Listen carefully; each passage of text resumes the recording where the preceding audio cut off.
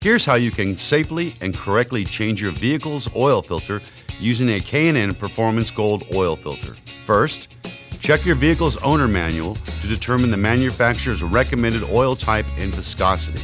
Next, open the vehicle's hood and remove the oil fill cap. With a catch pan in place, remove the oil drain plug and allow the oil to drain into the catch pan.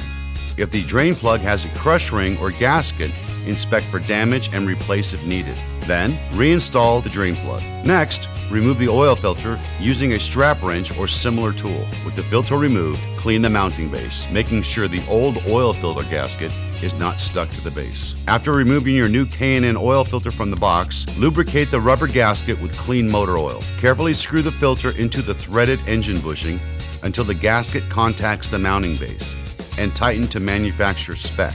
Do not use the nut for installation, as this can lead to over-tightening and weakening of the welds on the nut. Fill the crankcase with motor oil using the amount and type recommended in the owner's manual. Then, reinstall the oil fill cap.